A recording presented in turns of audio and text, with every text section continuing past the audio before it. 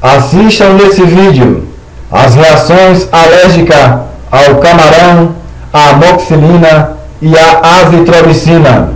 Cuide da sua saúde. Quais sinais de uma reação alérgica ao camarão? Ter uma reação alérgica ao camarão é comum, porque muitas pessoas têm alergias ao marisco. Algumas pessoas têm reações leves como urticária, formigamento na boca e menor inchaço das partes do corpo.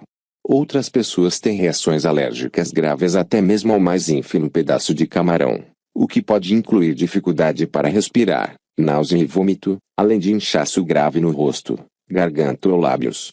Às vezes, uma reação alérgica ao camarão é confundida com intoxicação alimentar e vice-versa. Parte do reconhecimento de uma reação alérgica ao camarão é saber se a pessoa tem reações a outros moluscos, como o caranguejo e a lula. Colmeias são uma reação alérgica muito comum e aparece como vergões vermelhos que coceira ou picada. Formigamento na boca é uma reação inofensiva a um alérgeno, mas pode ser seguida por inchaço. O inchaço menor da face, lábios e garganta às vezes é difícil de detectar, embora também seja inofensivo, desde que a respiração não seja perturbada. Essas reações alérgicas ao camarão são relativamente pequenas e geralmente não requerem atenção médica. Outro sinal de uma reação alérgica ao camarão é a respiração conturbada, que geralmente é caracterizada por ruídos estridentes causados pela inalação e pela incapacidade de falar sobre um sussurro rouco. Dificuldade em respirar é causada por grave inchaço da garganta ou boca, constringindo as vias aéreas da pessoa. Esta é uma reação severa que precisa de atenção médica imediatamente. Até que a ajuda chegue, a pessoa deve se deitar sem um travesseiro para abrir suas vias aéreas o máximo possível. Náuseas e vômitos são outros sinais de reação alérgica ao camarão. Estes sinais podem ser acompanhados por dor no abdômen ou diarreia. Se estas reações forem severas, a atenção médica pode ser necessária.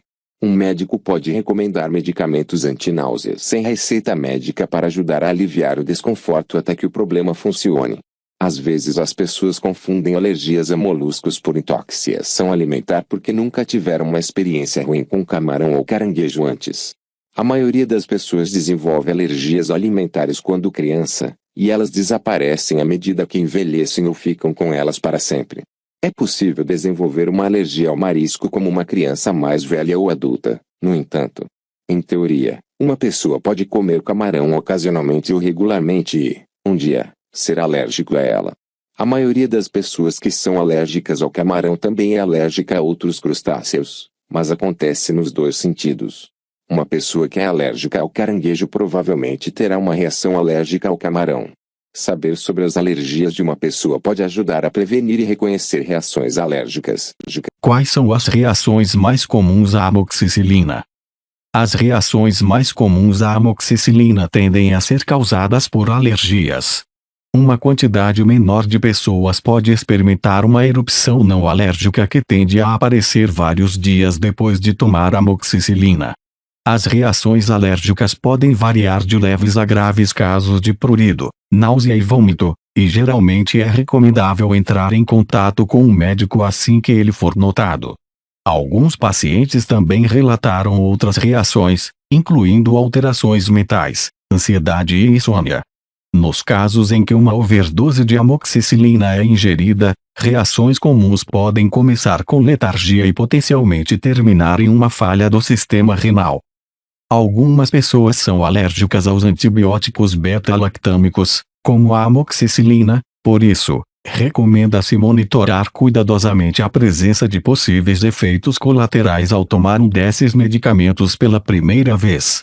Quando ocorrem reações alérgicas à amoxicilina, elas geralmente começam com uma sensação de coceira. A coceira pode estar localizada nas pontas dos dedos e na virilha, embora normalmente se espalhe rapidamente para outros locais. Coceira também pode ser acompanhada por uma erupção. Reações adicionais à amoxicilina tipicamente assumem a forma de náusea e podem levar a vômitos ou diarreia.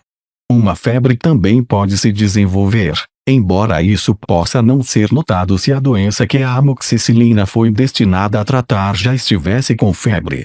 Todas essas reações comuns à amoxicilina podem se tornar graves muito rapidamente, e tanto o vômito quanto a diarreia podem levar à desidratação. Pode ser aconselhável procurar atendimento médico no início dos sintomas.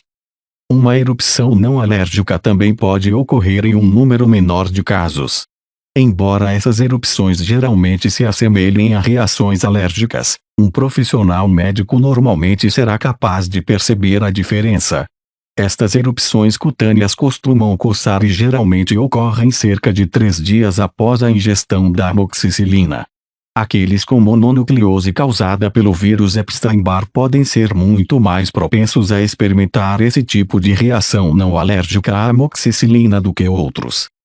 Independentemente do tipo ou gravidade de um efeito colateral, entrar em contato com um médico é geralmente a melhor maneira de lidar com as reações à amoxicilina.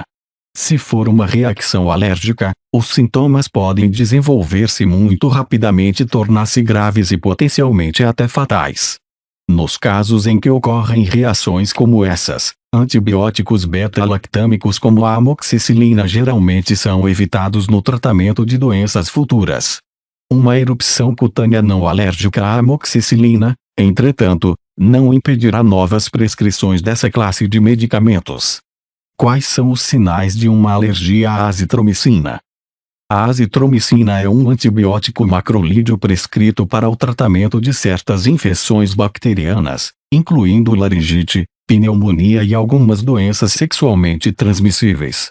Como qualquer outro medicamento, a azitromicina pode causar vários efeitos colaterais, incluindo aqueles associados a uma reação alérgica. Os sinais de uma alergia à azitromicina incluem dificuldade em respirar, tontura e coceira.